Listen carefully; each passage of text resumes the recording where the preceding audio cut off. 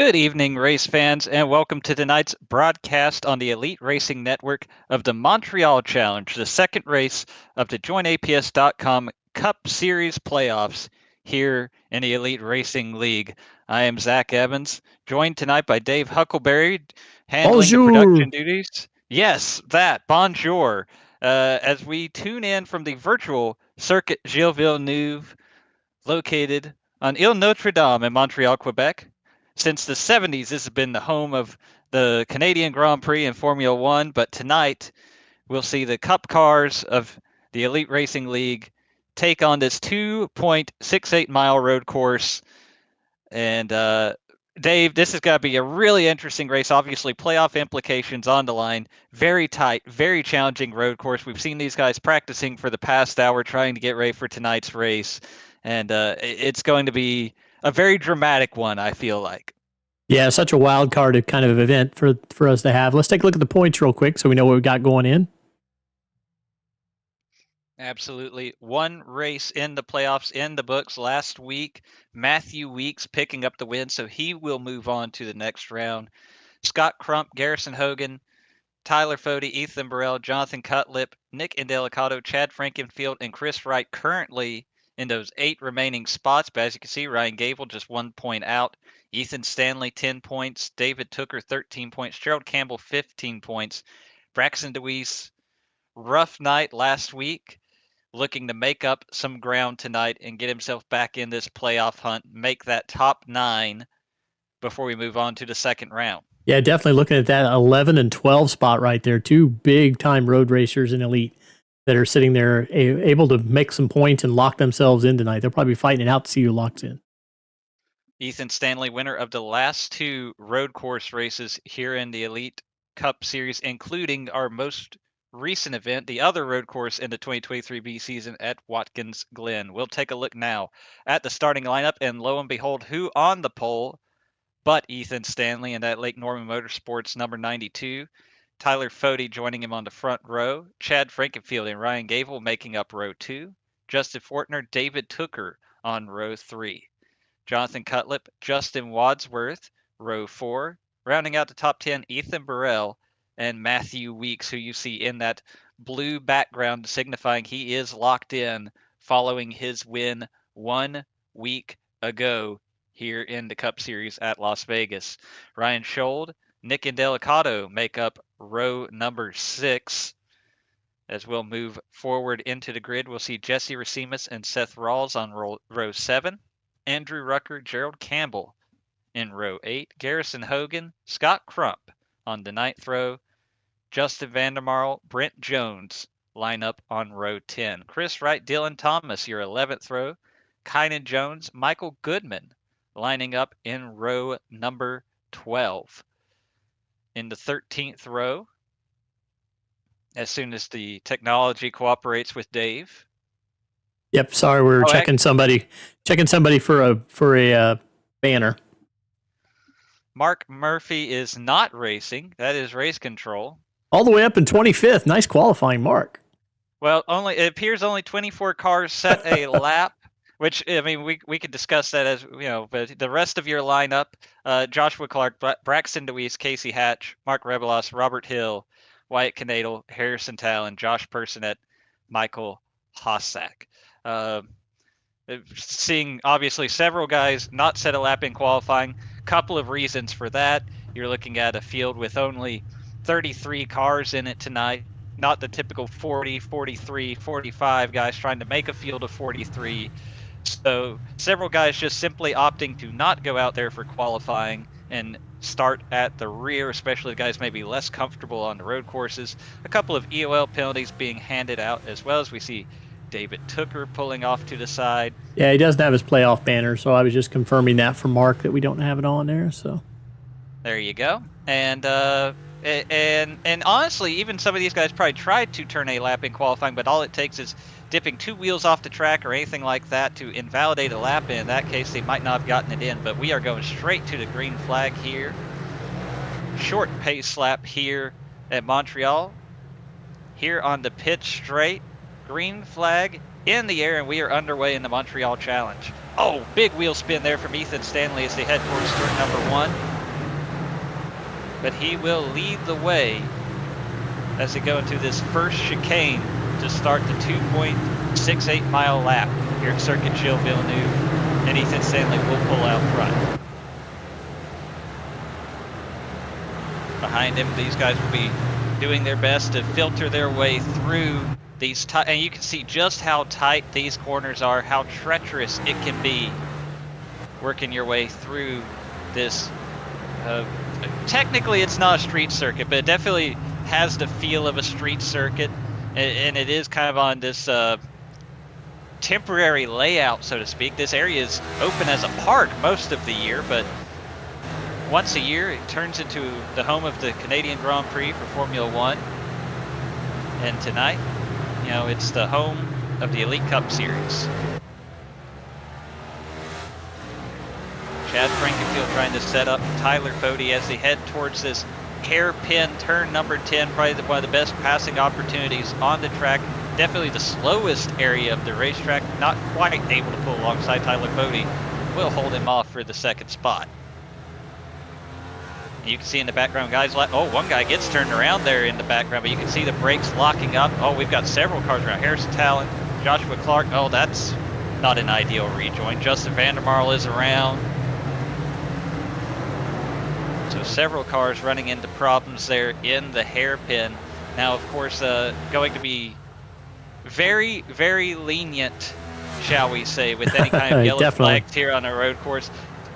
Typically in iRacing, it'll throw local yellows, but not a full course caution in the iRacing service on road course races at that point. Race control Mark Murphy does technically have the ability or permission to throw a caution, but unless there's just a complete track blocking situation, you're not likely to see that tonight. And I'm sure Dave will be going through his logs and pulling up any incidents he sees as they come up, but right now, no incidents for Ethan Stanley. He's already pulled out a 2.5 second lead on Tyler Fody in that number 92, and sure enough, here is the Mark Revelas replay machine. This is turn Jesse Racibas. There's Jesse Racibas, and just a little bit of wheel spin as he hides behind the trees exiting turn number 3, but that is indeed, or turn number 2 rather, but rough start to his night in that number 70 machine.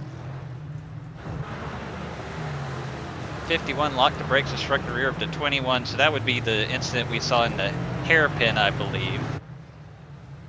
Since I know Justin Vandermarl was in that, the 51 being Brent Jones.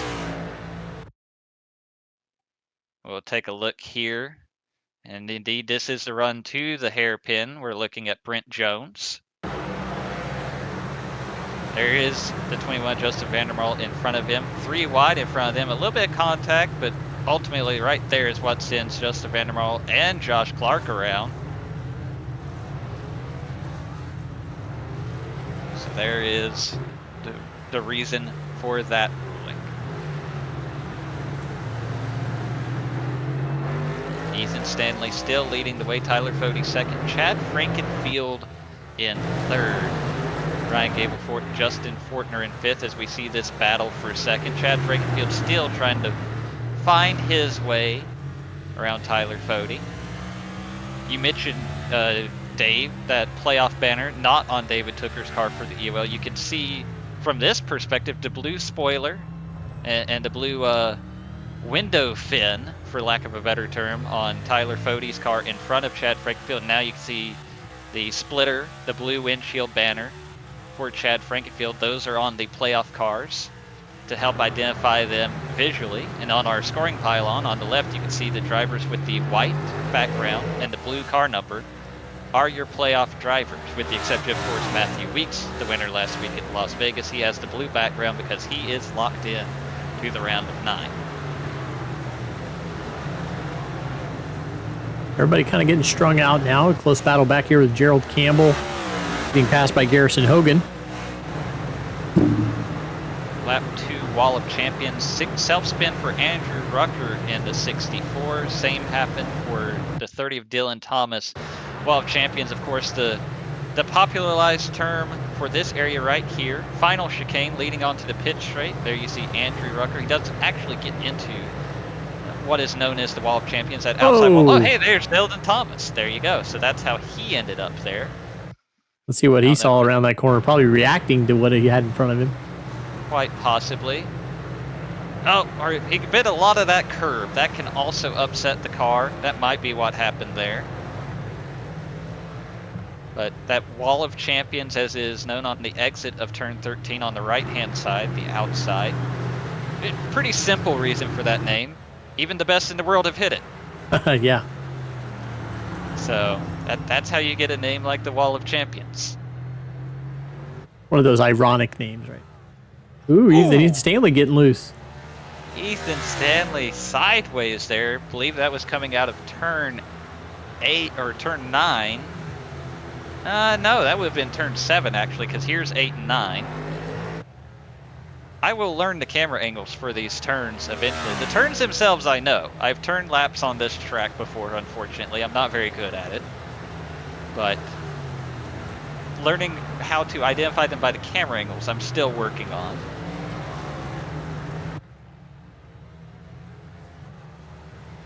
As Ethan Stanley continues to lead the way here.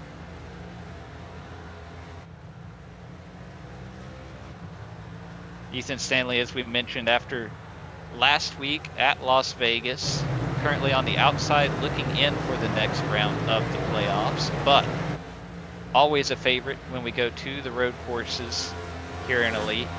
Won at Watkins Glen earlier this season. Now we look further back. There's David Tooker already up to 15th after that EOL to start the race. Got the field in half already.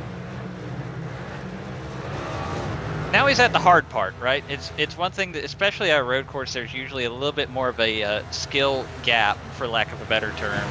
There's you know guys that are gotta be 4 or 5 seconds off the leader's pace. Getting around the guys who aren't comfortable on road courses is easy enough. These are when the passes get a little bit harder to pull off. Not to mention, it took you time to get around those guys. Maybe you had to slow down for a couple of wrecks here and there as well. So this is the hard part. If you're Tooker, do you want these guys to bunch up so you can grab spots in bulk, or would you rather them spread out so you can methodically get them? It's a long race. It's a long race. You probably want as much clean air as you can get in between passes, as he'll pretty easily get around Garrison Hogan there. Pick up another spot. That'll move him up to 14th.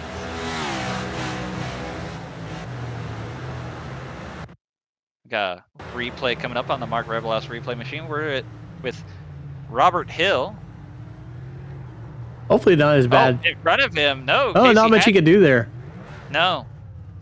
And then Casey just kind of loops it to get out of Robert's way, and he carries on. Robert, this is a bit of a home race for him. I don't believe he's from Quebec, but it's pretty much the only Canadian we've got. Is that we see he's brought his car to pit road, as well as Casey Hatch. Definitely an early pit stop. I wouldn't imagine he'd even be able to make it on fuel from here, but if he needed to do that for damage or whatever the case may be, probably had no choice in the matter. Now he'll also stop on pit exit here and let some of these leaders go, not interfere with their battle. Slot in behind Justin Fortner, your 5th place car.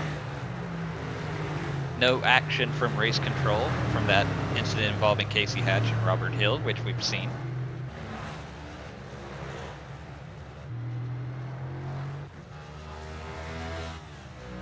Ethan Stanley's lead almost 6 seconds at this point. I mean, really, we saw this at Watkins Glen. He was the guy to beat there.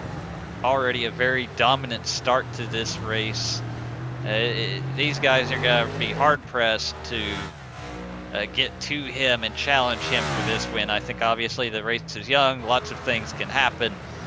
And we see he's already catching somebody to try and put them a lap down. I believe that might be White Canadal. It does appear to be White Canadal is the last car on the lead lap. And it looks like his nose might have some damage on it as well, so probably safe to say he has had a run-in at some point during the first 6 laps of this race. There's the difference, right? And this is no disrespect. Look, a lot of these guys don't run road courses a lot, and certainly Montreal, since it hasn't been on a NASCAR schedule for more than 10 years at this point. A lot of these guys probably didn't even own the Montreal circuit on iRacing before tonight. So Ooh, there you contact. almost, yeah, definitely a tight. Probably Wyatt had no idea Ethan could make up that much ground there. We had already seen it from how much ground he made up going into the final chicane, which was kind of what I was drawing attention to before that corner. Probably caught Wyatt completely by surprise there, but that's the difference, right, between one of the best road course racers we have here in Elite and a guy who's probably honestly just trying to do his best to stay out of trouble, keep the car on the racetrack, and get the race in the books. Josh Personette here with an issue. We'll take a look. There you can see the left front, the brake lock up, the trail of smoke behind him. Oh, buddy. That part's the problem. Yeah. Yeah, that part, you want to be a little more careful on the rejoin there. Fortunately, nothing serious came out of that, but definitely Brent Jones was there when they made contact, but drove away. As now we look at David Tooker getting the run to the inside, and he will pick up another spot. That one was Scott Crump, as that was going into turns 8 and 9.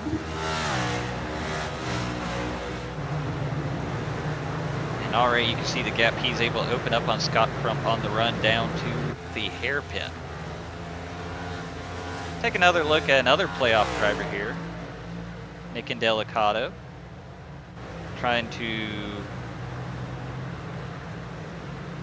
close in on Ryan Schold, I believe that is, in front of him.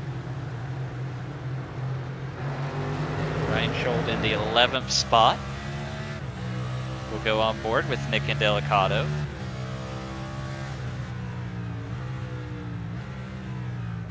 Here they go. Turn 1, this left-hander into the almost 180-degree turn 2. Sets you up on this short little straight before another. So many of these little chicanes or kinks or whatever you'd like to call them. This one right and then back to the left for turns 3 and 4. And this is always a pretty tricky part because you want to go fast, but it's really hard to keep the car underneath you. The car gets really light through that right-hander turn 5 before you dump into 6 and now 7. And then finally you get to stretch out your legs a little bit. You saw the DRS signs for the Formula 1 layout before you go into this turn 8 and 9 complex here. Nick Indelicato pulls right up behind Ryan Schold. Now the run down to the hairpin. And like I say, this is where you go from one of the higher speeds on the track all the way down to its lowest, the slowest point. And this is where you can make some passes, but also get yourself into trouble if you miss that braking mark. And now the longest straightaway, the Casino Straight, to run down to turns 12 and 13. They call it the Casino Straight because of the casino you can barely see on the right-hand side in that opening in the trees there. And then here, of course, that final chicane with the Wall of Champions on the right. As Nick Indelicato fights over those curbs. And that's a lap here at Circuit Gilles Villeneuve from the perspective of Nick Indelicato. I sounded like I know what I'm doing, even though I never do when I'm driving here, right, Dave? Hey, I didn't know any difference, so you could have been making up words as you went along, and I'd be like, "Yeah, that sounds pretty good." This is actually the Lemony Snicket corner.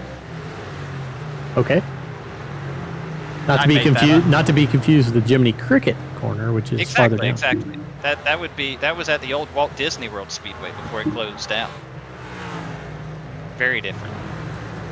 Now that Mickey Mouse is after me and we're about to be knocked off the air for copyright. 9 laps in the books here in Montreal. If we got any close battles, nothing really to look at. Ryan Knadel had an off. Let's see what happened to him.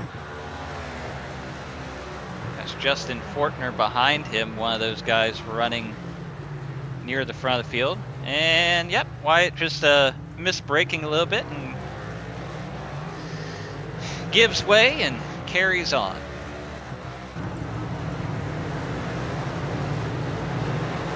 you see Ryan Schultz. He's in the 11th spot. Seth Rawls in that 25 car, the last driver in the top 10 right now.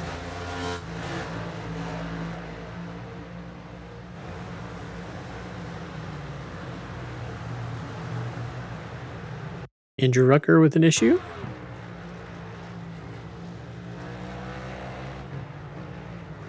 Where is this? I believe that one might have been turn 6, not sure. Wherever it was, missed the corner a little bit, but kept it from getting into the wall and gets back going again. I believe that was turn 6. Up over to Scott Crump.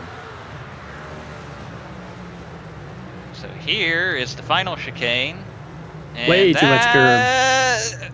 He kept it out of the wall, though, as Garrison Hogan barely squeaking by as well. That would have taken some pretty incredible reactions there from Garrison to see that wreck right in front of him and avoid it. Braxton DeWeese getting by right there at the end.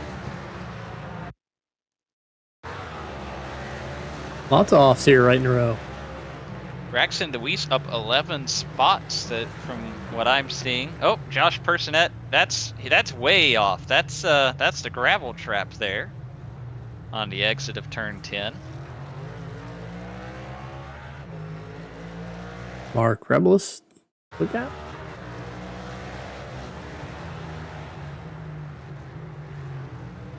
And he also missed the braking going into the hairpin. You can see he didn't miss it. You saw the tire marks there. He didn't miss it.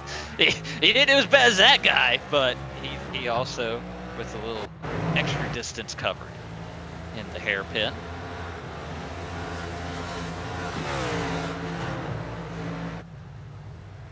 We've got somebody hiding behind the Napa sign on pit road. It appears to be Casey Hatch. There we go. Michael Goodman, Harrison Talon, all on pit road. I don't see any wheels up.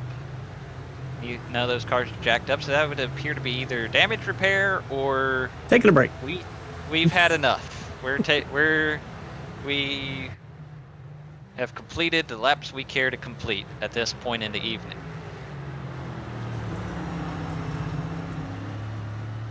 Ethan Stanley's lead now over 7 seconds on Tyler Fody. He continues to log laps here. Talking to some different guys before the race. Imagine this will be a one-stop race, pitting somewhere around the halfway mark. Heard some conflicting reports on whether tires or not would be the play. We saw at Watkins Glen, no tires was the move for Ethan Stanley. We'll see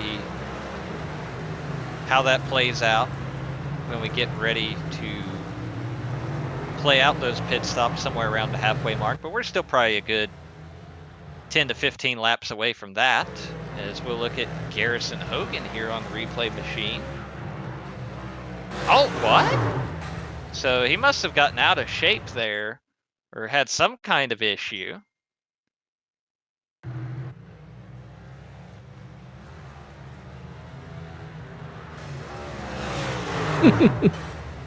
He faded a little bit to the left and then came back right in front of Gerald.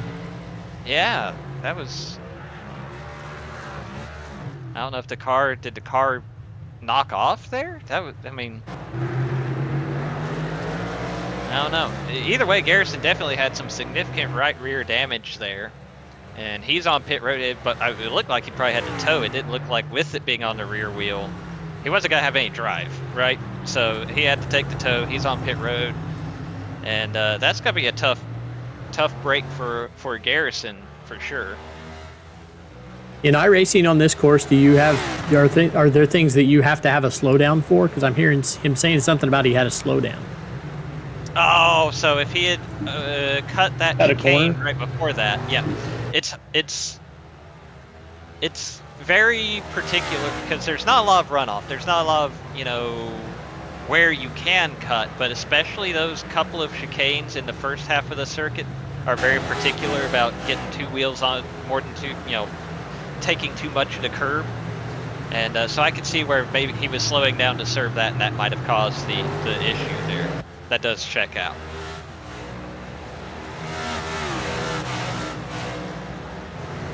And see, that's one thing that I guess you could call it a limitation of iRacing. It would be hard to fix this across the board, right? But this is a track that, you know, was designed with road course racing in mind, obviously, and you kind of have to have just some universal systems in place to utilize all the different. Obviously, we have even here in Elite, there's the stock cars, there's the American open wheel cars, there's now the sports car series. All those cars have to be compatible with these road courses. So typically when it comes to things like corner cutting, it's usually looking at a point somewhere in the like dead center, geometric center. I tried to screw that up really bad. Geometric center of the race car as the point, and when it crosses a certain boundary line in the corner, that's you've cut too much, right? And that might not necessarily line up with two wheels going over the curve or anything like that. So you might feel like, especially in NASCAR where track limits really aren't a thing, well, they are on iRacing and there's really nothing that can be done about it. So he probably felt that was a perfectly normal line through that corner, and if it's just a particularly stringent track limit built in by iRacing, then it doesn't really matter what you think, unfortunately. Yeah, I remember seeing some of the footage from the road course race at Indianapolis this year where they're coming out of one of the corners, like it looked like every car on the track was off the track for a little while. So they just take it way wide, 2 to 3 car lengths wide. It's funny when you look at, you know, in the real world, you compare how NASCAR runs Circuit of the Americas with how Formula One runs Circuit of the Americas, where like that one, of course, being a more modern Formula One circuit with all the runoff in the state of Texas. You know, the NASCAR cars use every bit of it, and the Formula One cars, like, they can't. They aren't allowed to use any of it. None of it. It exists only to save you if you go off the racetrack, right?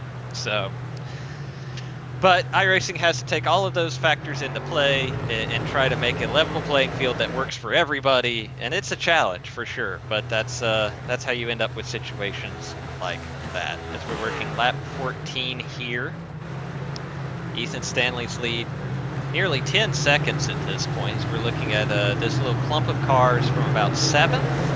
So you see Matthew Weeks in the 11th car, or the 11 car in 7th place. Behind him, Jonathan Cutlip, Ethan Burrell, Seth Rawls, and Nick Indelicato. And they're closing out some lap traffic as well, but these guys all battling for those top 10 spots. Weeks, as we mentioned, winner last week in Las Vegas, locked in for the round of 9. Cutlip, Burrell, and Delicato, playoff drivers trying to get to that next round. Now we look at Gerald Campbell.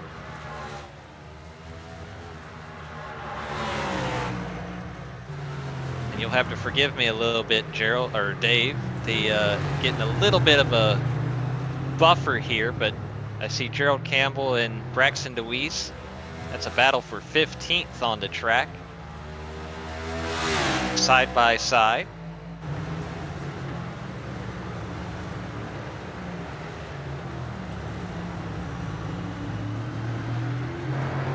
And it looks like Braxton DeWeese, at least for now, will hold on to the spot as they run down to the hairpin.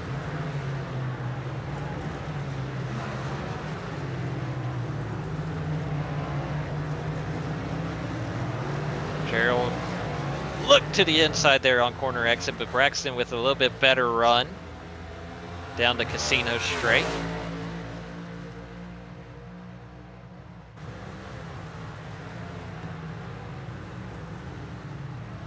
Setting up for this hard braking into the final chicane. So easy to clip one of those curbs and really upset the handling of the car, but they both go through there nice and tidy.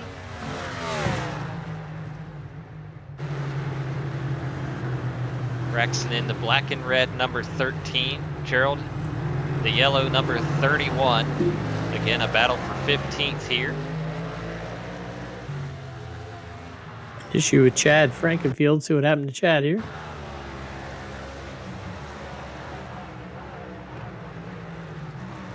Looks like, oh, does he save it? he just does keep it underneath him there in the hairpin and stays ahead of Tyler Fody, running second right now, Chad Frankenfield. As now we're looking at Ryan Gable, lock up there right front. Goes wide, but otherwise stays out of trouble. So even the guys run up front. I mean, Chad's running second, Ryan Gable currently in the 5th spot. That shows you just how challenging this track can be. Nick Indelicato, we see, has moved into the top 10 around his teammate Seth Rawls.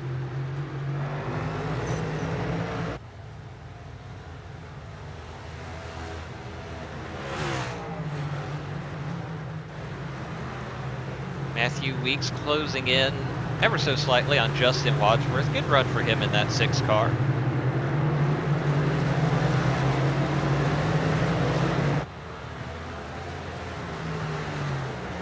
Just to kind of, as we continue to watch this battle, I don't necessarily want to detract from it, but Ethan Stanley's best lap of the race at 139.6. Pretty much everyone else in the top 10, their best laps are in the neighborhood of 141, 140.2, 140.3. So I mean, that's what we're looking at with Ethan Stanley right now. Is he's a good half second faster than most of these guys. Just an absolute clinic right now for the driver of that 92 car. As it looks like Ethan Stanley might be having thoughts of trying to get around Jonathan Cutlip here. There you see Ethan Stanley. Shortcut. See, now that I can tell you for That's sure. how you get half a second less per lap. Well, no, that's how you get a slowdown. Is how you do that. We caught him. We just caught his trick. I somehow I don't think that's the trick, Dave. I could be wrong, but I don't think.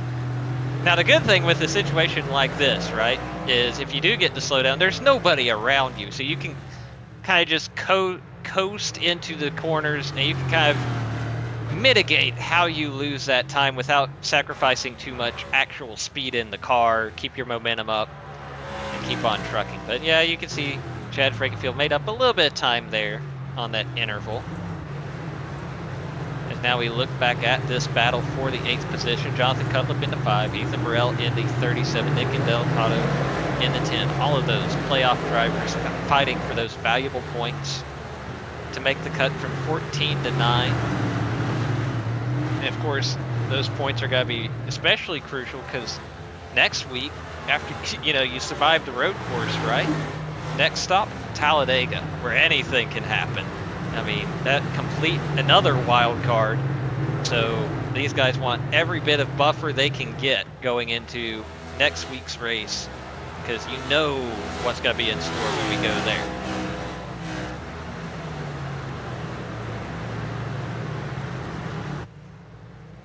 A little bit of a puff of a lockup there. Now we look at Braxton DeWeese still fighting that battle with Gerald Campbell. Gerald Campbell locking up here.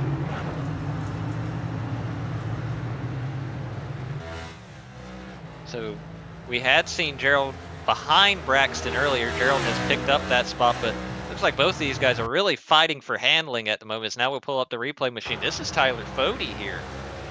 And it looks like this is also on the run down to the hairpin. He misses the braking, stays out of the gravel, gets back underway, doesn't lose a spot there. We rejoin this battle for 15th with Gerald Campbell, Braxton DeWeese.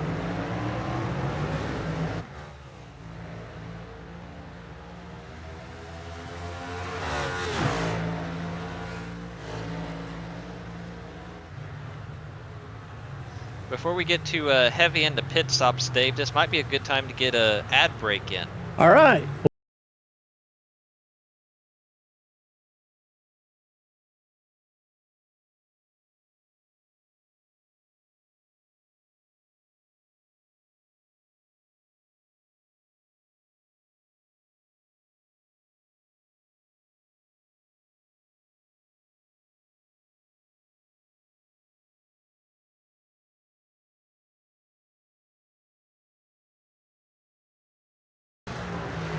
Racing isn't easy. experiencing it is. iRacing puts you in the driver's seat with the industry's leading sim racing game. Drive on laser scan replicas of the greatest racing circuits from around the world. Go head-to-head against other drivers chosen by skill-based matchmaking to ensure competitive racing at every level. Compete across all your favorite series. In officially licensed cars, engineered to deliver the most accurate driving experience possible.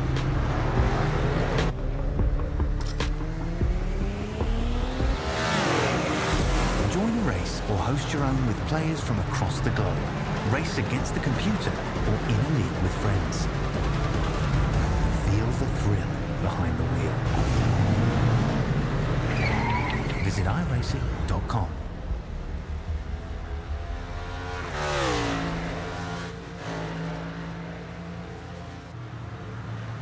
You're watching the JoinAPS.com Cup Series.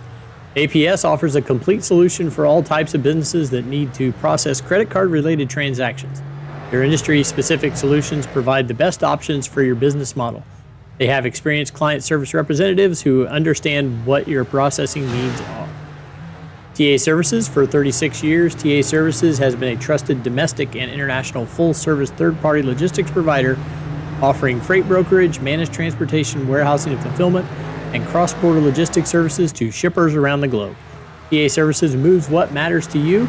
Let the TA Services team make ship happen for you. Blue Egg Marketing. Blue Egg is the marketing department for small business. We help businesses punch above their weight class. Small business owners, Blue Egg is your biggest fan. And finally, a premier sponsor is Worldwide Technology Raceway. Worldwide Technology Raceway is a motorsport racing facility in Madison, Illinois, close to the Gateway Arch. It features a 1.25-mile oval that hosts NASCAR Cup and Truck Series races and an open wheel series race. They have a 2-mile infield road course used by Speed Tour Trans Am, SCCA, and Porsche Club of America. They have a quarter-mile drag strip that hosts the annual NHRA Midwest Nationals, and the Kartplex, which is a state-of-the-art karting facility. Zach, that is our sponsors for tonight. You did terrific, Dave. Why, thank you. Joining back in around the 20-lap mark here at the Montreal Challenge at Circuit Gilles Villeneuve.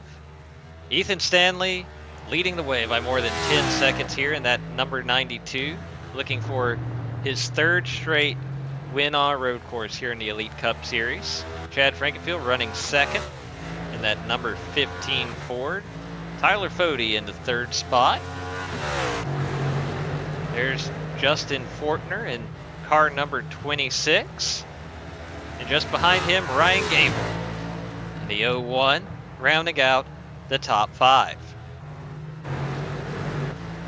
Justin Wadsworth, car 6, position 6 right now on the leaderboard. Behind him, the winner last week, Matthew Weeks. Behind him, Jonathan Cutlip, car number 5, still leading that little train we've been kind of keeping an eye on through the first half of this race. Ethan Burrell behind him in 9th.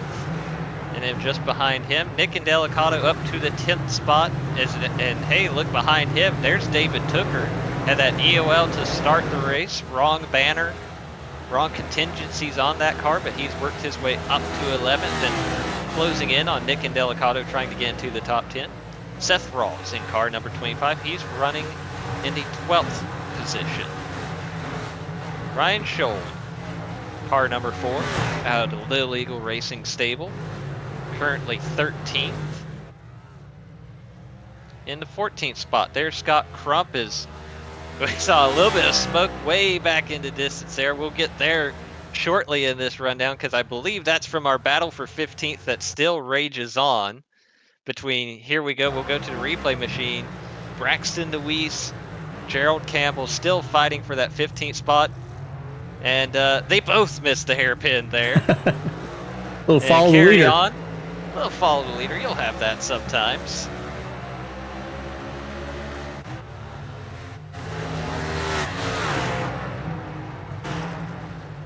And I think closing in here on the fuel window, we'll see if guys pit early, pit late, take tires, stick with the 4 tires they started the race on. We saw Watkins Glen, Ethan Stanley did not change tires during his pit stop. He won that race.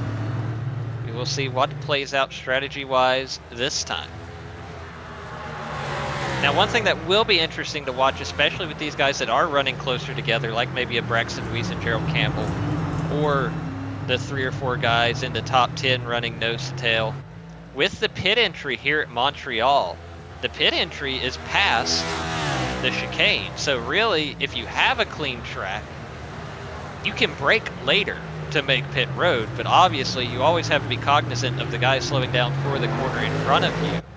So that will be tricky to see who tries to make up as much time as possible getting into the pits, and who has to give up track time to make way for those guys staying on track.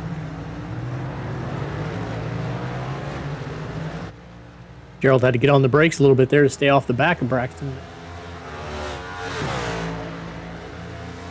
Lost him a little position. That's definitely been a heated battle here for about 10 laps or so at this point. And you can see kind of right there from that angle the difference there between going to the pits and staying straight, as Gerald Campbell definitely struggling through that final chicane that time and loses a lot of ground on Braxton Weiss.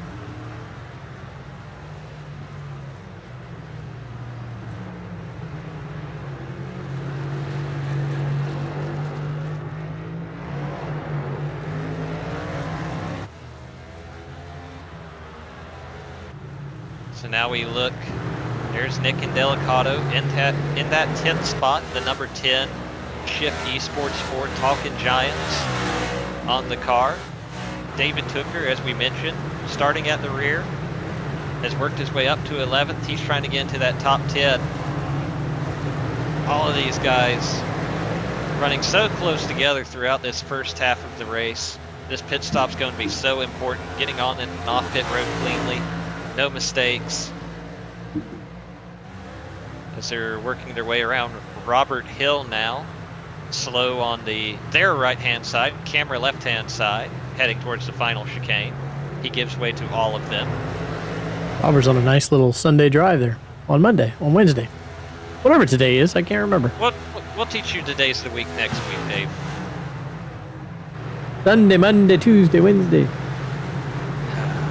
Now, can you say them in French? Lundi, mardi, mercredi, jeudi, vendredi, samedi, dimanche. Well, that's better than I could have done. So I know better than to challenge you now. Très magnifique. I couldn't have said it better myself. I'll teach you my favorite French saying from my time in France. Une autre bière, s'il vous plaît. That's another beer, please. That's a good one. So I dabbled a little bit. I remember very little of it, but I dabbled a little bit in German when I was in college, right? Yep. So my favorite, because you know, in German they love to like take 3 words and combine them into 1 word. Right. So my favorite was Elefantenrennen. Elefantenrennen. Okay. Rennen. And basically that was the word they invented to describe when you're stuck on the highway behind 2 tractor trailers passing each other. You know that feeling, right? Oh yeah. You know how frustrating that is. Well, so naturally you can probably figure it out. That in English, that word they invented translates to elephant race. Whoa. So, see, there's what I was talking about. You see Matthew Weeks diving on the pit road there, and you can carry so much speed because the pit road is so much further past that chicane, but you can't run into somebody trying to do it. And he was on the Very edge close. of control there. I will take a peek here. It does not look like he picked up a speeding penalty on pit road entry. Oh, we got trouble. Chad Frankenfield is off. I just saw it on my monitor here. This cameraman's got to struggle to show it. There we go. And it looks like he might have... Oh, he's still in trouble. A lot of trouble here for Chad Frankenfield. He had started this lap in the 2nd spot. I don't It have looks anything tagged for him, so I'm going to go backwards the hard way here. So it looks like he probably pitted this lap, and he might have taken tires. This might be cold tires here. Oh, okay. This has got to be on pit exit. Whoa, right in front of a Delicado.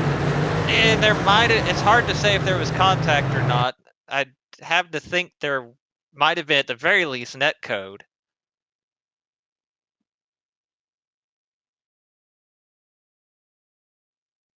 I don't know if we can get a different, here we go. This should tell the story. Yep, just the slightest bit, but that's all it takes, especially with Chad on cold tires on that part of the track that would have no grip. There's no rubber out there because nobody's normally running out there. And then after that, the tires are upset, and that's probably going to lead to him getting out of shape a couple of corners later. So a tough break there for Chad. We'll see how he's able to recover. Oh, yep, got a little bit too much curb there.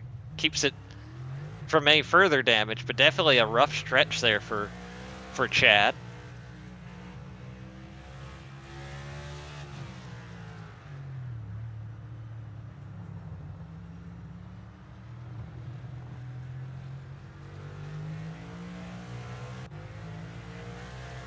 Back to live, and looks like he's got it back under control now. And judging by the time he spent in the pits, I would have to believe he had taken tires. We'll see how that all plays out, as there's David Tooker exiting the pits.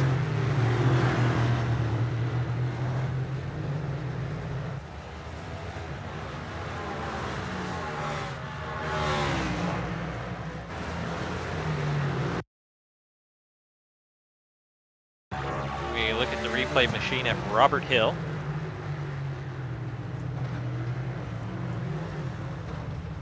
Well, that's an incident. Yeah, park there, mate. Cannot park there. What? How do you say that in French? No parking pa. Oh, okay. Ooh. Ethan Stanley staying out still, leading the way.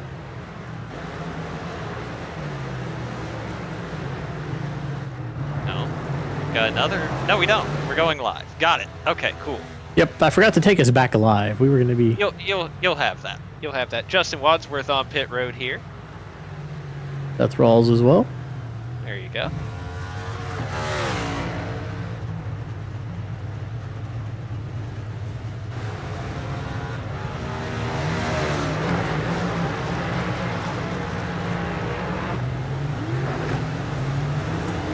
Seth Rawls pulling away.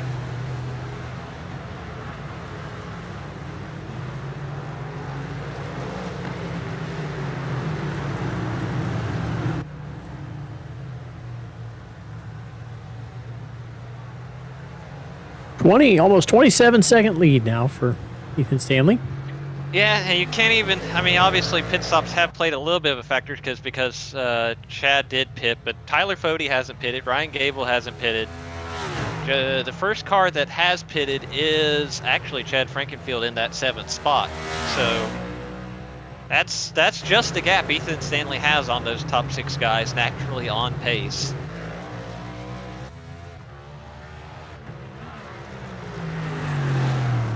What's the loss on pit lane?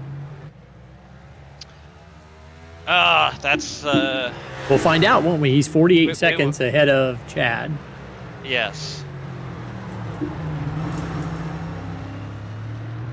The pit stop itself is somewhere between 13 and 15 seconds, it looks like, depending on if guys are taking tires or not.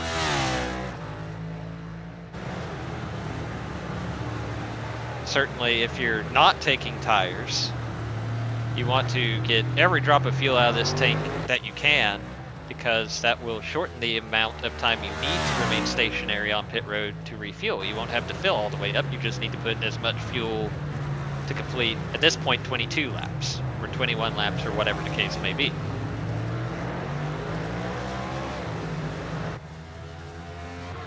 Timing and scoring will show like a time for pit lap time. Is that so? Like for example, it'll say 46 seconds for that one stop. What is that? When does that start and stop? From the entrance to pit lane to the exit? The timer I see, it just starts and stops while the car is stationary. Okay. And we're about to see Ethan Stanley stationary on pit road here. Your leader. Bringing the car to the service of his pit crew that we cannot see. The timer that I see is currently running for him, so I think it started as soon as he got to pit lane. Okay, see, the timer I see, just using the web client, starts with it just starts and stops on pit road. Or the pit stall, I should say. So he was 26 seconds to get to his stall. I'm seeing a 15.3 second pit stop. He's out total 44.72. There you go. And he's still leading. Because all the guys that were behind him also pitted, as you can see. Tyler Fody, Ryan Gable, Nick Indelicato, Chad Frankenfield going to get back up to second. So it'll be about 20 seconds, so about 28 seconds. Looks like 28 seconds lost on pit. He had a 48-second gap over Chad, and now he has a 20. Yep, there you go. So, Ethan Stanley, not even in danger of missing out on a lap to lead during that cycle of pit stops. Been that kind of night for him. Well, let's see if we have anything close. Justin Wadsworth. Nick Indelicato. Yeah, he would have just come out of the pit, so this is fresh, right out of the frying pan and into the fryer. A battle for 6 for Nick Indelicato, trying to stay ahead of Justin Wadsworth. Oh, Josh Clark was off track there, but looks like he kept it out of the way.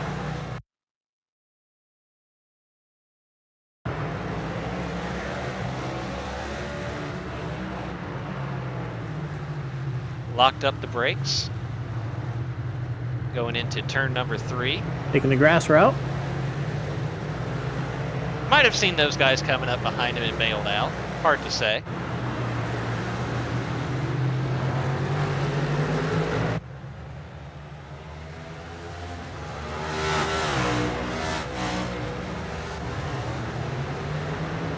See what happened with Gable.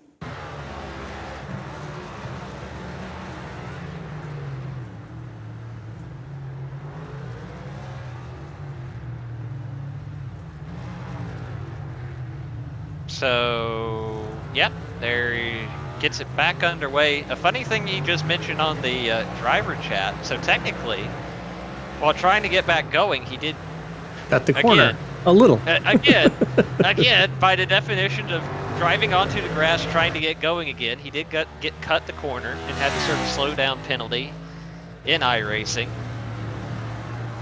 Much like when we saw with Ethan Stanley earlier, or Garrison Hogan earlier.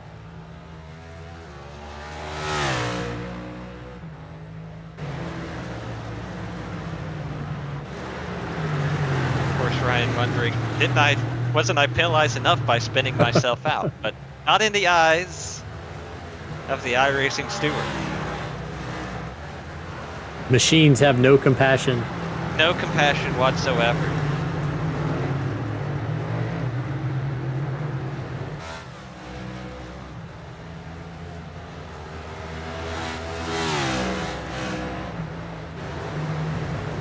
David took her up to the 8th spot we see behind Justin Wadsworth there, after having to start at the rear.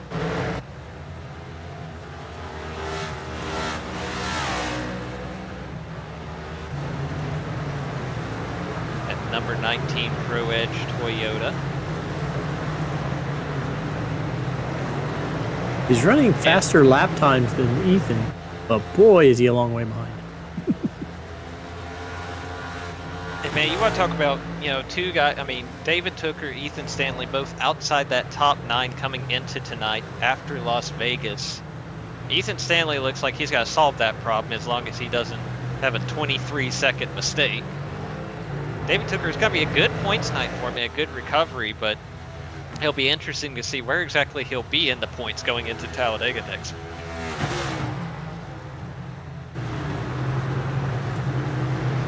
Now Tucker does have, he has enough laps that he can get to second, I think.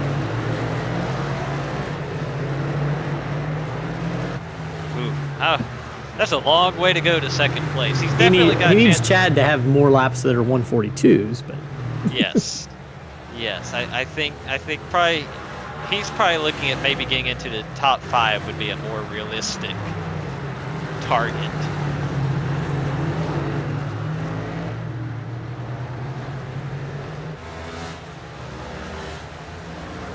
I'm gonna say he gets to 4th. That's my guess. Right. That's my guess. We can't really pick a winner right now. We can't. Normally, we're already inside 25 to go. This is when Alex Nedd would be asking who we think is going to win the race. That's no fun tonight, right? Right. One of us takes Ethan Stanley, the other one takes, I guess, Chad. And that's the game. As David Tucker, it's a little bit of brake lock up. Getting into Justin Wadsworth ever so slightly. And Wadsworth has got to get the run out of the corner. David might have given it to him. Yeah, it looked like he gave him that spot back. They exchange a quick little, David with a little apology. Justin says no harm, no foul. They carry on. Oh, okay. I'll do it next time then.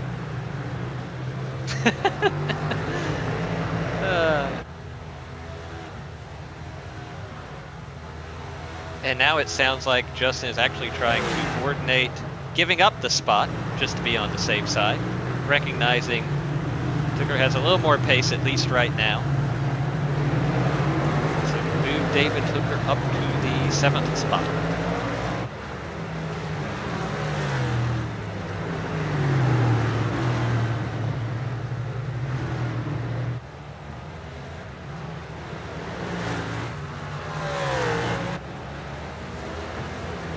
Chris Wright, we haven't seen him much tonight. No, we have not. Down in 17th, he's just probably happy to be out there. 17th, first car a lap down. That's the kind of night I'd be happy with at a road course.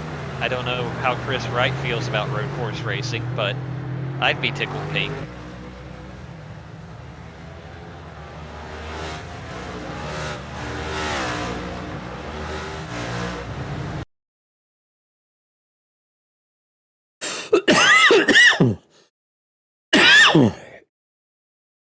Now, David Tucker will be probably casually working his way around Chris Wright here on the Casino Straight. I'd have to imagine. There it is. Chris pulls over to the right. No pun intended. I don't buy that, but I'll give you.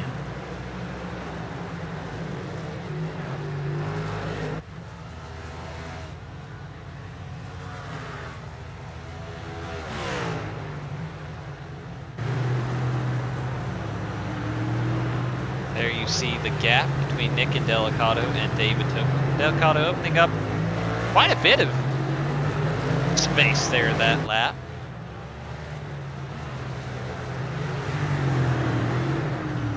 Oh, there's Braxton DeWeese. Braxton DeWeese is in the wall there.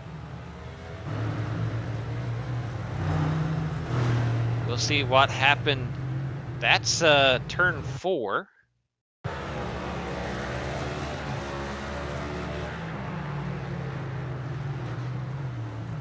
Looks like just got a little bit too much of that curb there in turn 3. And it just kind of deposits him off to the right. Now this is a really tricky spot for him. It looks like he was able to get out of it pretty, because you don't have much room. You can back up. It's a bit of an Austin Powers situation. Yeah, Austin Powers 36-point turn here. Right, you don't want to cause a bigger issue for one of these other guys, but he gets it turned around. Yeah. Does well to avoid making that bigger issue than it already was. But obviously costing him some time on the track.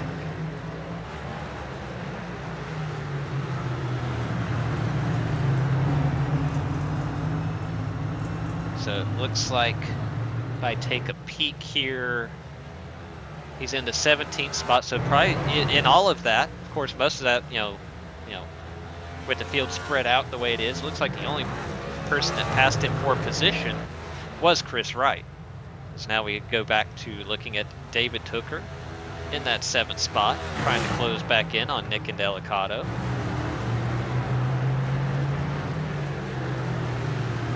So that lap, it looks like David Tooker was about 2/10 quicker than Nick and Delicato. Tooker is, well, I say that. I was going to say he's probably one of the fastest cars on the track at a 140.0, but that last time, oh no, I'm looking at the wrong column. He was a 148 that last time by. Yeah, he actually made up a ton of ground on Nick and Delicato with the 142. Helps if I look at the right information. So many columns. I'm trying, man. Either way, I was going to say he's one of the fastest cars on the track that lap, but last time by Ethan Stanley decided to drop a 139 just to feel alive.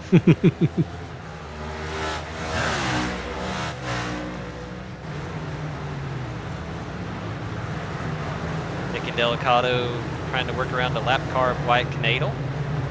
Wyatt goes wide here in the hairpin. David Tooker will be next to get around him. I imagine we'll see Wyatt give way here on the straightaway. I don't have a pun I can work with like I did with Chris Wright for this. Well, I think it was the Wyatt thing to do. Oh, that was good. That was good. I don't know why it wouldn't happen. That one's better. That one's better. Don't push your luck. That was better. That actually does play the whole Wyatt. I don't know why it wouldn't happen. Yeah. I shouldn't have challenged you. Shouldn't have challenged you. Definitely the closest battle on track for position. Everything else is above multiple seconds. Wall there. That's not going to help his cause. No. No, I mean, he's feeling pressure. Yeah, Tooker is right there now.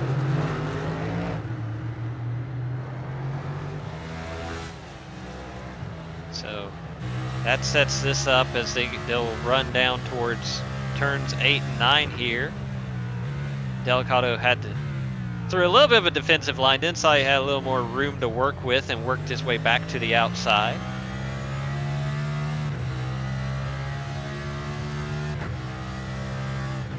Heading down towards turn 10 as we're on board with David Tooker in that number 19. A little puff of brake lock up from someone in front of them.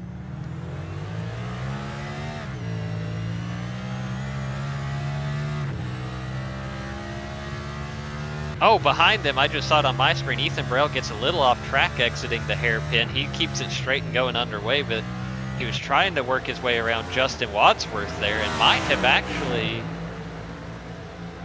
Nope, I believe that's a lap. No, that's Jonathan Cutlip that may have picked up a spot there in all of that.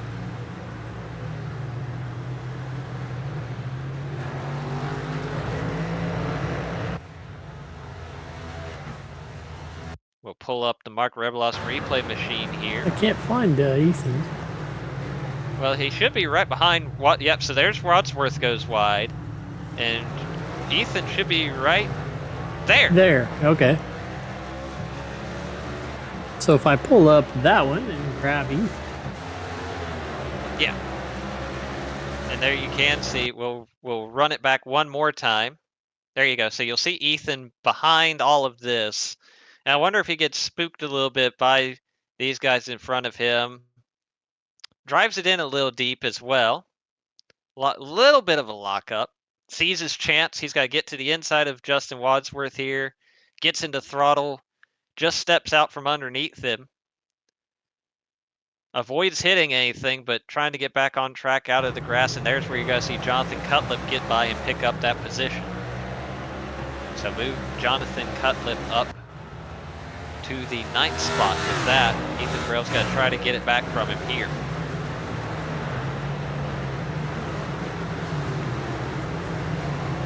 As Ethan returns to the scene of the crime and might have put a bumper there, Dylan, with Johnny Cutlip.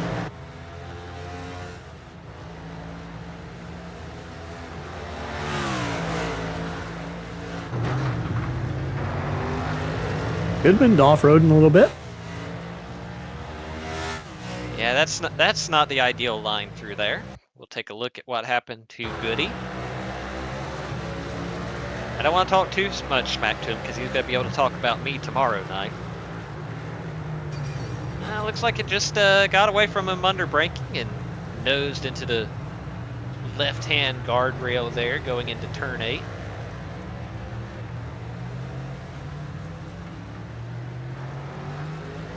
Let's know Braxton DeWeese here. Let's see what happens to Braxton.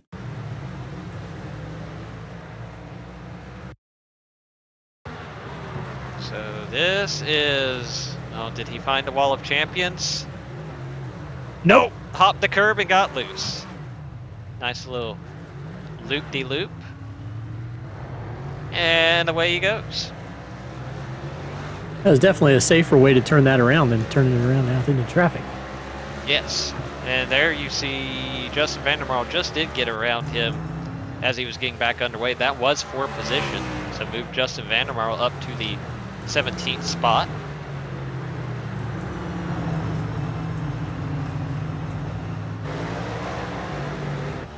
We turn our focus back to Nick Indelicato in that 6th spot. David Tooker behind him in 7th.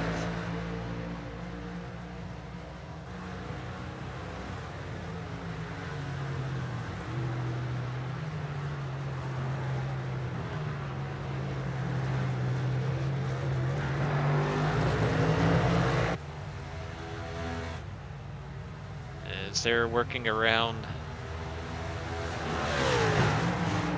I'm guessing Ryan Gable had a slowdown. He must have. Yeah. We'll have to see what happened there because Ryan Gable. That's not a lapped car. That was a. Oh no, he got to the wall. So he hops the way curb too much there, curb. Yeah. nicks the wall, and just trying to get back going again, loses 2 spots. So that's what happened to Ryan Gable in the 01.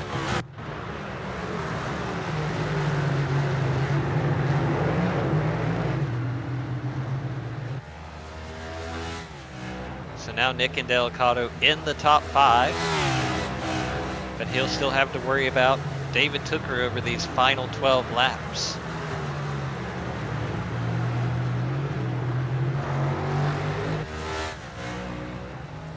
Oh, dirt tracking behind them there. Right?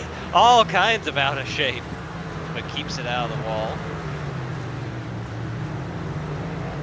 I look over for 1 second to try and see what kind of lap times Nick is running compared to Justin Fortner in 4th, and that's when Ryan Gable decides to put on a Joey Chitwood stunt show. I don't know how much of our viewing audience is going to appreciate that reference. I saw Joey Chitwood at the State Fair in Indiana one time. There you go. Auto Thrill Show. He had a car that went upside down, like in one of those Hot Wheel loop things. Right. Yep. Cool stuff.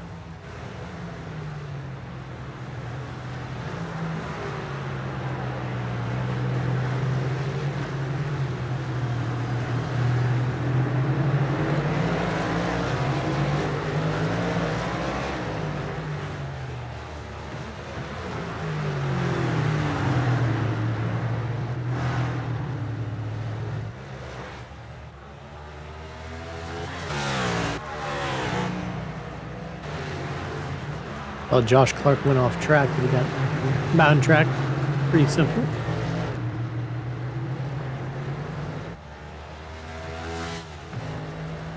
Well, I thought Tucker would make it up to 4th. He's really close, but he's not really closing down on Justin Fortner. Kind of holding it about 3.3 seconds back of them.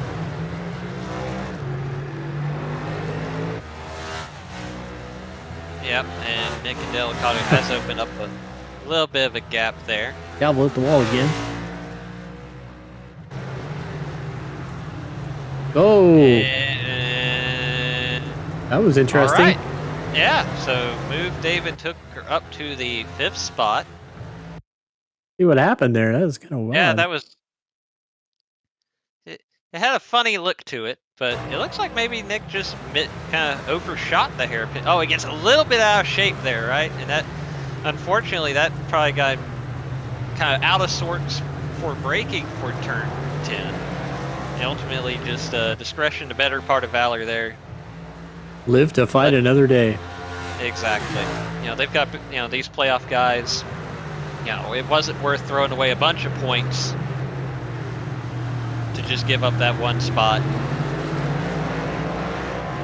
Save as much as you can for Talladega next week. Now Tucker started to eat into it a little bit, down to 2.6 now. You said, fourth might be on the table for him, and certainly there you see the gap between David Tooker, who at one point was 6th, but now up to 5th, and Justin Fortner in that 4th spot.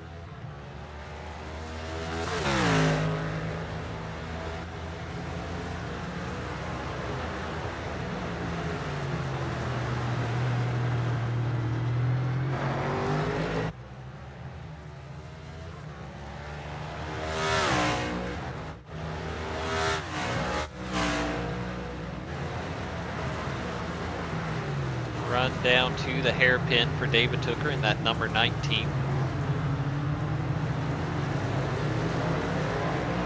Nick Delicado hasn't gone completely away just yet.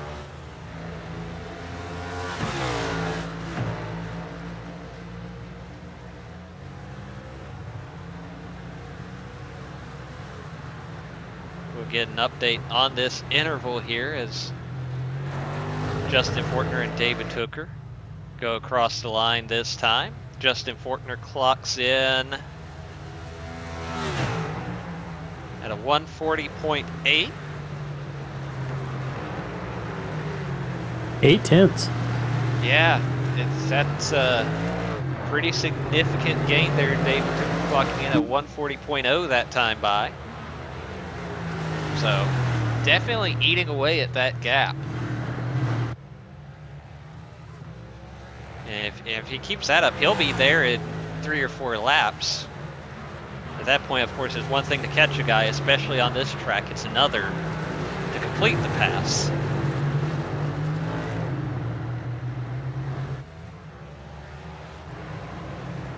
Second with the leader here.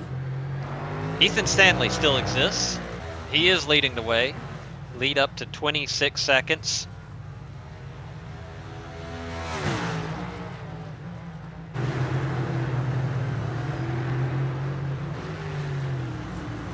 What a dominant showing.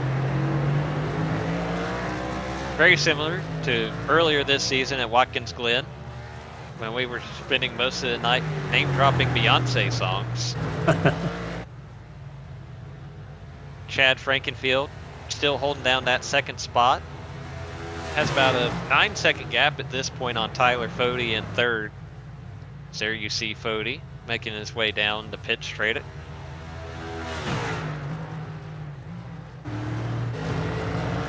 And of course, this battle for 4th, we've been keeping an eye on. Justin Fortner will cross the line this time. It's a 140.1. He opened up the pulled gap a little there. bit back. There you go. He picked up about 1/10.5 there on David Tooker by getting down to a 140.1 there. Is it just my old eyes, or is it starting to get a little dark? I believe it might be getting a little overcast and throwing a little bit of shade and playing with the lighting on the cameras here, at least in certain parts of the track. Shadows getting a little longer.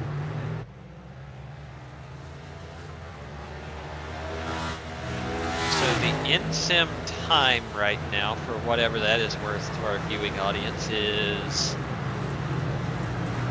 3:43, so still very much mid-afternoon.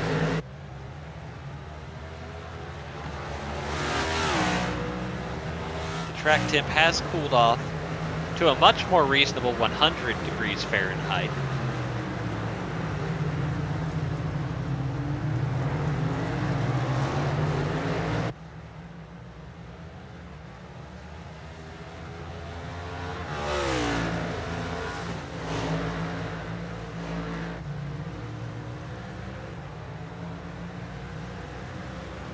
Justin Fortner making his way to the final chicane one more time. We'll check in again on that interval for 4th. Ooh, took her kind of loose coming out of the corner. Oh, no, that's, yeah, and then Nick and Delicato had to make a big move to get around somebody. Oh, Tooker made up about 3/10 there. 140.3 for Fortner. 140.0 for David Tooker.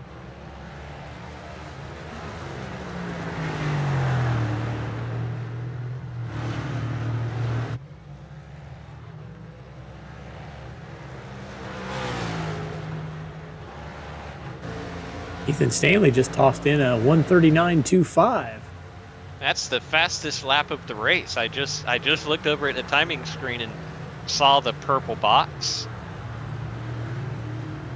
As he'll come back by the start finish line here to make it 6 laps to go here in the Montreal Challenge.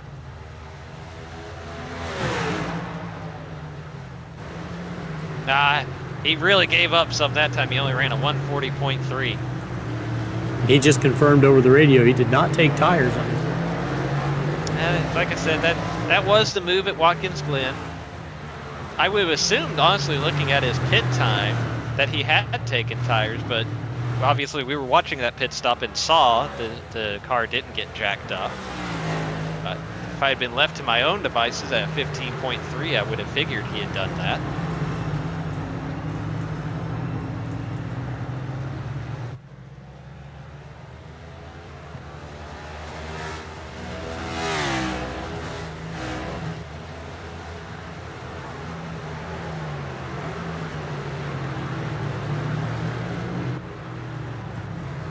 Checking back in on Justin Fortner. They've just come by the start finish line, and he ran at 140.7 that time to a 140.3 for David Tooker.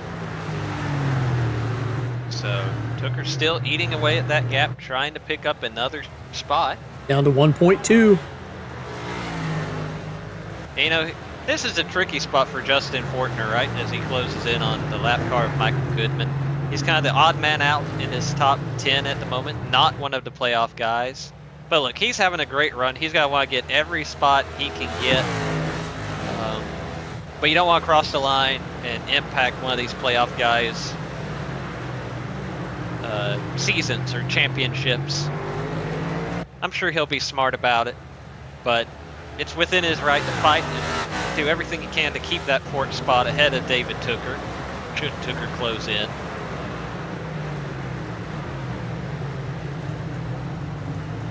Made up a lot of ground going into the hairpin there. We'll see what kind of run they get out of the corner.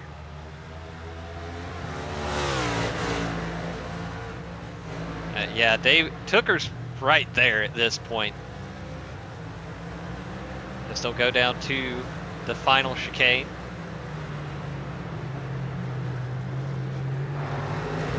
Nice and tidy through there for Justin Fortner.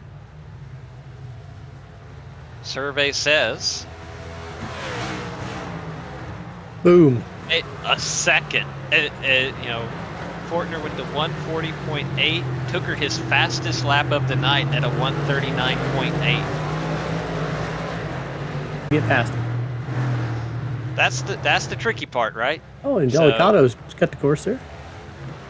Yeah, I'm sure he got to slow down for that little adventure through the chicane.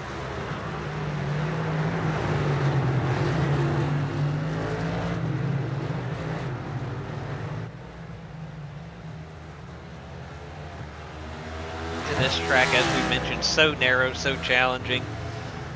Tooker's there, but now he's got to find a way to get around Justin Fortner for this fourth spot. Certainly one of those overtake possibilities coming up right here with this hairpin, but Tooker's probably too far back to make it happen this time.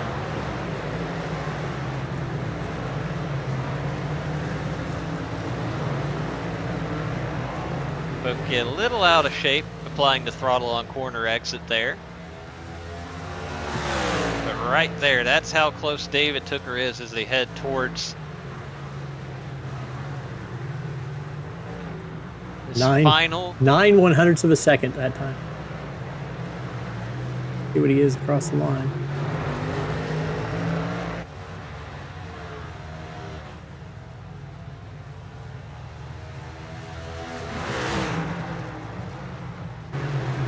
Not much left to Sizing carve him up out. for turn 1. Here we go. Side by side. Fortner's going to have the inside through turn 2 and turn 3 for that matter. Man, this would be a tough place for David to try and stick it too wide. He can't do it. So he'll settle in as he goes through turns 3 and 4. And he'll have to try again here in a little bit in that battle for 4th. Gonna stick it inside. Oh, this is a huge lunge here. Again, Fortner's going to have the inside here going through turn 7. Holds him off again. Have to imagine, well, especially the lap car there, going to have to get around Mark Reblos and then probably take a defensive line here into turn 8. Gonna be a wild last 3 laps. Oh, out of shape there for Fortner coming out of turn 9 as they run down towards the hairpin. Big run coming. Oh, huge run. Can he make it stick? Locks up the brakes to avoid getting into Fortner, but Fortner gave him room. And Fortner's going to be clear as they head down Casino Straight.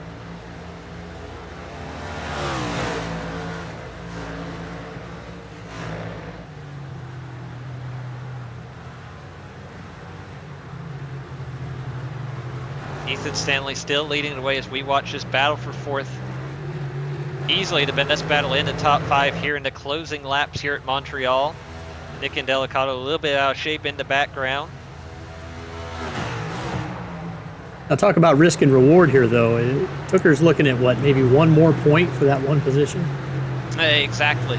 You know, it's 1 point. It's not a huge deal, but So do it at safe. the same time, you got to do it safe, but especially for Tooker, he's one of the guys who really probably didn't have the night he hoped for at Vegas. So you want to make up some ground here too.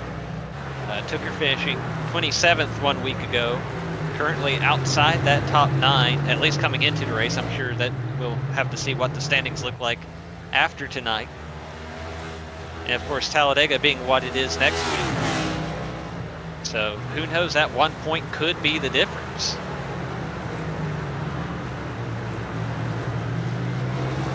A lot more traffic coming up. And that will definitely play a factor. See on the scoring pylon, since Ethan Stanley has gone by the start finish line, showing 2 to go, 3 to go for these guys. Huge dive for David Tooker. Is he going to get a slowdown? I don't know if he got a slowdown or if he decided to give the spot back there. Either way, Justin Fortner will hold on to that 4th spot.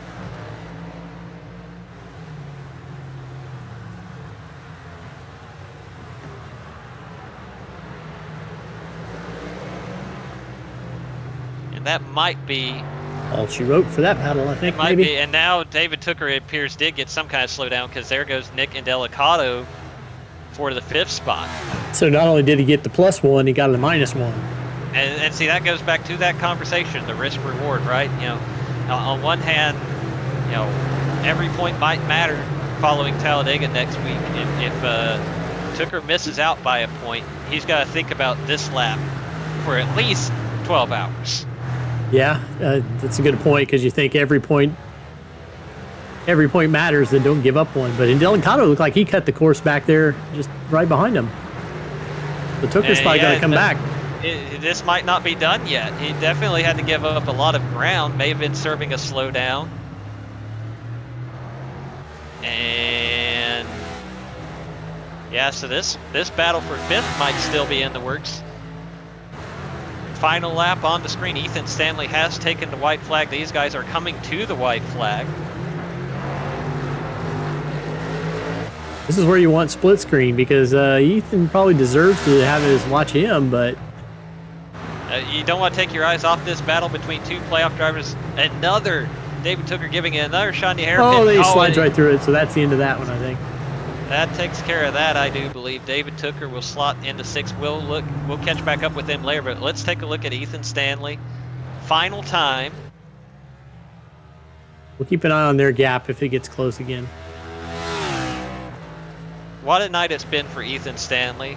Led from flag to flag. Didn't even miss out on leading a lap during his pit stop. He'll go through turns 8 and 9 for the final time.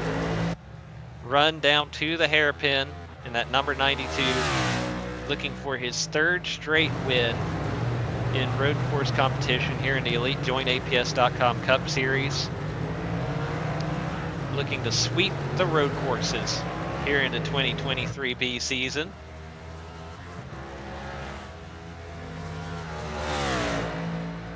Heading down Casino Straight for the final time. He'll work his way around the battered and bruised lap car of Mark Rebelos. That's why Mark Final doesn't care time. about his banners. And Scott, oh! Oh, what the hell? Gee. That Yeah, that was bizarre. That would have been awful, but Ethan Stanley does pick up the win. I don't know what Mark Rebelos was thinking there. Did he think he was already done?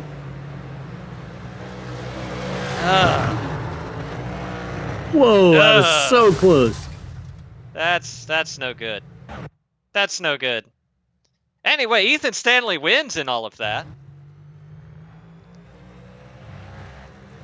So this is Ethan Stanley. Okay. Celebrating. Probably taking a collective breath. Code Brown. Good grief.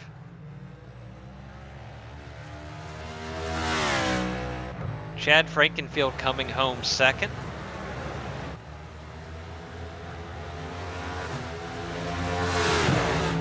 Here we look at, we've got a I battle think this here, is for position. That is for the 8th position. Huge defensive move there from Justin Wadsworth. Ethan Brell back to the outside. This is the run down to the final chicane. And they're closing out Ryan Gable as well. Side by side. Brell gets a lot of curve there. Seth Rawls might get a run here. Contact. Oh, Rolls into the wall. Justin Wadsworth is going to barely hang on for the spot. What a battle that was for the 8th position as they were coming to the line.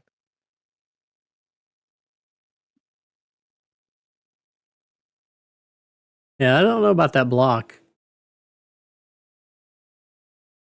That one, my race control might look at that one. They might. They might. Yeah, that's a jerk to the left and took him out. Seth Rawls definitely trying to capitalize there, seeing those two guys losing speed through the final chicane. Then he voices his displeasure with a little bump. And little taparoo.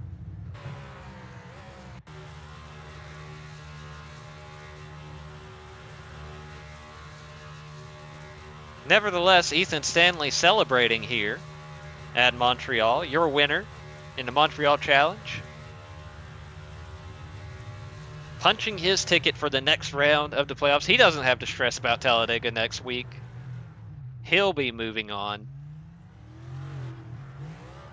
And what a huge break that was for him. One of those guys didn't have the night he was looking for at Vegas either.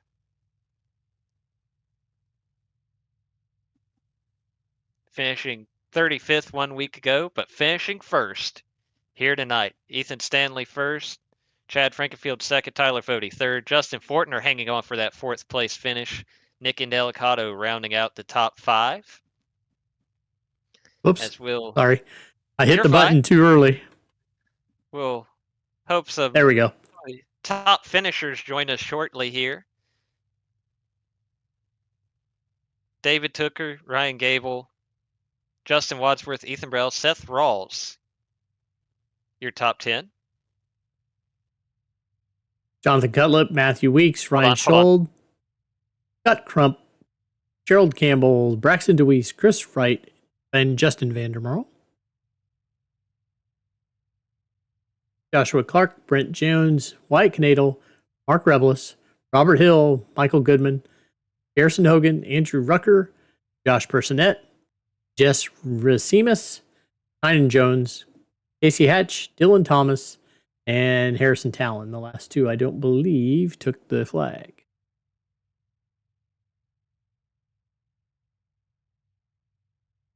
All right, let's go see who we got. Fode, we got Tyler Fode.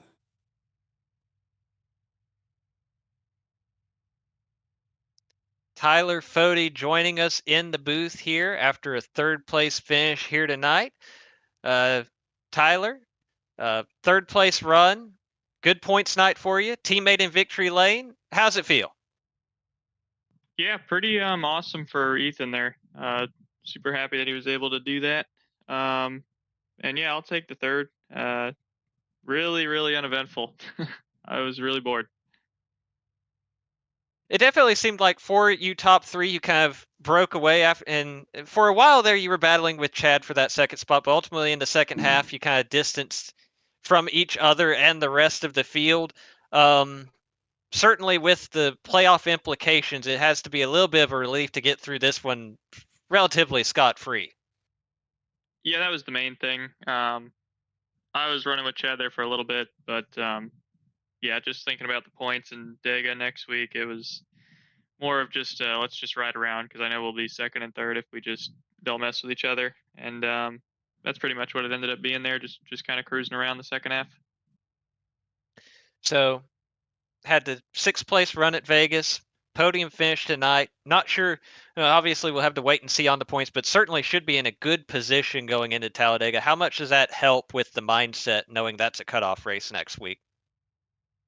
Yeah, I think we'll be good. That was the main thing. It was just getting a bunch of points tonight. Don't really want to be worrying about stuff like that at a track like that. So I think we'll be all right, and we'll just try and just go out and win next week with not too much worry about the points. Before we let you go, Tyler, I want to give you a chance to give out any shout outs and acknowledgments on your third place run. Yeah, obviously the team. Ethan for dominating this race. I think he won by almost like 40 seconds. So that was pretty awesome. Gavel and Crump as well. All solid nights. And yeah, we'll look to work together and maybe get one of us in victory lane next week. All right. Well, congratulations, Tyler, and see you next week at Talladega. Yep, appreciate it. And That's I'm Tyler hearing we're Fody. going to skip the second place drivers, dealing with some administrative things there that you may have seen on the last lap. 10-4. So in that case, a bit of a shame for Chad, but we'll go to Ethan Stanley, your winner here in Montreal, sweeping the road course races here in Elite, the Cup Series for 2023B, 3 in a row on the road courses. Ethan, you've definitely figured out something on these tracks, and it was a clinic tonight. What is going into these performances for you on the road courses? I really don't know what it is. I just like the way these cars drive. I mean, they drive like boats a little bit, but they're fun to drive, and I just seem to do well, pretty good with them. Sorry, I'm hearing Mark Murphy. You'll have that. You got to You'll ignore have Mark. We talked about obviously a lot about your dominance tonight, frankly, and of course continuing your win streak on the road courses. But this one's a little bit different, right? Because one season ago it was Sonoma. Earlier this season, Watkins Glen. Those are tracks that are very familiar for the stock car guys as far as road courses go. But this was a completely different challenge, and I'm sure a lot of guys out here hadn't even turned laps on this track before tonight. What was your experience level with Montreal going in, and how much did you have to prepare for this kind of unique challenge? I mean, I've done quite a few hosted races. I've done, well, I won the ARCA race in Elite last season. I won the ARCA race at Montreal, and just have a lot of experience. Driven F1 cars around here, IMSA, everything. Fun track. You like it a lot more than I do, but it's definitely been fun to watch. Definitely a lot of good racing tonight. Most importantly, especially after the struggles last week at Las Vegas, you punch that ticket for the next round of playoffs. You don't have to worry about Talladega at all. How much of that is a weight off your shoulders going into next week? It's a weight off my shoulders, but we're all still going to go out there and try to win. All of the Lake Norman guys, we run pretty strong at the super speedways, and we'll try to get Gavel in locked. All right. Before we let you go, Ethan, who do you have to thank for this trip to victory lane here at Montreal? Just big shout out to Blue Egg Marketing and IRAPS for being on the cars this season. Shout out to you guys for doing the broadcast, and just shout out to everybody watching at home. All right. Well, congratulations, Ethan, and good luck next week with going for another win and getting as many of those Lake Norman cars into the next round of playoffs as you can. Yeah, thank you. So I do hear in my ear the conversation continues regarding that last lap. I'm sure we're not going to have a conclusion on that before we go off the air here, which means we also won't have a points update, I would imagine, before we go off the air. Stay tuned to Elite Racing League on social media for any updates on that front. I'd love to be able to provide that before we That's go our off that's the our air. cliffhanger for next week. We'll clue you in next week. Look, we don't have to do a lot to sell next week. It's Talladega. It's a cutoff race. Any of these guys are going to be in contention for the win. So many of these playoff guys are going to be fighting to punch their ticket into the round of 9 and continue their hopes of a championship season. 2 guys are locked in. That much I can tell you. Matthew Weeks winner last week at Vegas. Ethan Stanley winner tonight. Definitely huge 250-mile race on the line next week. You don't want to miss it here on the Elite Racing Network. Other than that, anything else you have to add, Dave? No, I think you've pretty much said it all. We got to get our passports and get back across the border and make sure they let us back in, because obviously from Montreal, Canada to Talladega is an entirely different world, right? Ooh, different language. So boy, I don't speak Talladegan. I don't even know what it is. I don't speak it. It's not English. I can tell you. I know. That. I tried Google Translate. It doesn't have Talladega as a choice, so we're in trouble. And I guarantee you, Talladega Boulevard is a very different culture than Il Notre Dame here, located in the middle of the St. Lawrence River in Montreal. Should be fun. Oh, always fun at Talladega. We'll be sure to give you all of the updates. Tune in next week. Be sure to check that out as we decide who's moving on to the next round of playoffs. Until then, that was Dave Huckleberry. I'm Zach Evans. Thank you all for tuning in for tonight's race, and we will see you in 1 week at the virtual Talladega Superspeedway. Good night, everybody.